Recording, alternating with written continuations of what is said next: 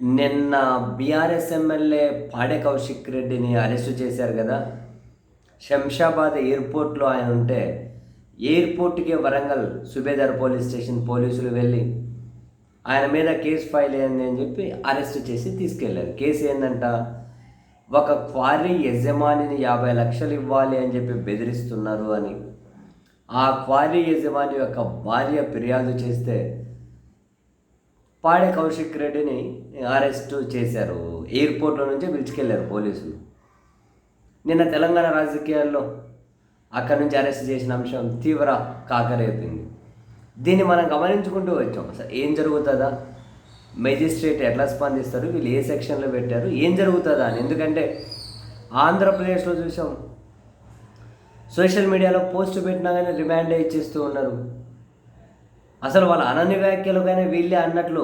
అసలు ఇప్పుడు ఉదాహరణకు కొమ్మినేని శ్రీనివాసరావుని తీసుకెళ్ళారు అనుకోండి, ఈయన ఏమన్నాడు అన్నది కనిపించాలి కదా. ఇక్కడ ఈయన ఏమన్నాడు చూస్తారు కదా, ఏది ఆయన అన్న వ్యాఖ్యలు ఏందని అట్లా ప్రాథమిక ఆధారాలు కూడా చూడరా, రిమాండ్ ఇచ్చేసారు కదా. ఇవన్నీ గమనించాం కదా. మరి ఈయన మీద కూడా, పాడే కౌశిక్ రెడ్డి మీద కూడా చాలా కేసులు సెక్షన్లో పెట్టినట్లున్నారు. ఎయిర్పోర్ట్ నుంచి తీసుకెళ్లారు. మరి ఏం జరుగుతుందా అని. సరే, ఆ వరంగల్ రైల్వే కోర్టుకి ఏమో తీసుకెళ్లారు. కోర్టుకి తీసుకెళ్తే ఇంకొచ్చాయి అన్ని బ్రేకింగ్లు వచ్చాయి. పాడే కౌశిక్ రెడ్డికి 14 రోజులు రిమాండ్, ఖమ్మం జైలుకు తరలింపు అని. ఓకే, రిమాండ్ విధించారు, ఖమ్మం జైలుకు తరలిస్తున్నారా అని. మళ్ళీ 10 నిమిషాల్లోనే పాడే కౌశిక్ రెడ్డి రిమాండ్లో బిగ్ ట్విస్ట్, రిమాండ్ రద్దు, బెయిల్ ఇచ్చినటువంటి మేజిస్ట్రేట్ అని వచ్చింది. ఏందబ్బా ఏంది అంటే అర్థం కాలేదు. ఏందబ్బా అని చూస్తే మొదటి రిమాండ్ అని రాశారట.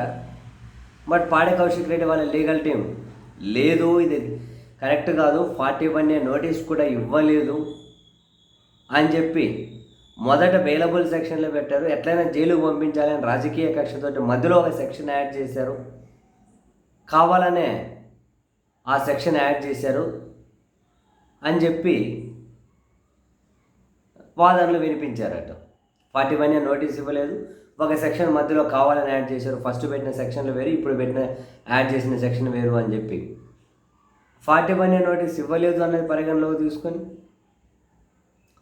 మధ్యలో ఒక సెక్షన్ యాడ్ చేశారంటే రాజకీయ కక్షతోనే చేశారు, జైలుకి పంపాలన్నది పరిగణలోకి తీసుకొని బెయిల్ ఇచ్చారట. మొదటి రిమాండ్ అని రాశారు, తర్వాత బెయిల్ ఇచ్చారట. అంటే చూడండి, ప్రతి విషయాన్ని ఇక్కడ మేజిస్ట్రేట్ గారు పరిగణలోకి తీసుకున్నారు. ఈ అరెస్టు వెనక, మధ్యలో సెక్షన్లో యాడ్ చేయడం వెనక పోలీసుల ఉద్దేశాన్ని మేజిస్ట్రేట్ అర్థం చేసుకున్నట్లే కదా. రిమాండ్ ఏమి ఇవ్వలేదు, బెయిలు. అంటే ఆంధ్రప్రదేశ్లో ఏం జరుగుతున్నాయో మనం చూస్తున్నాం కదా, దానికి పూర్తిగా భిన్నంగా చాలా ఫేర్గా జరిగినట్లు అనిపించింది. అందుకే అరెస్ట్ అయిన దగ్గర నుంచి ఫాలో అయ్యాం. ఆ రిమాండ్ ఇచ్చిన తర్వాత మళ్ళీ వాళ్ళ లీగల్ టీం మరికొన్ని పాయింట్లు మేజిస్ట్రేట్ గారి ముందు పెడితే పరిగణలోకి తీసుకొని బెయిల్ ఇచ్చారు. ఇంక ఇప్పుడు మీరు విచారణ చేసుకోండి, ఆయన సహకరిస్తారు కదా అని. మన ఆంధ్రప్రదేశ్లో ఏం జరుగుతుంది?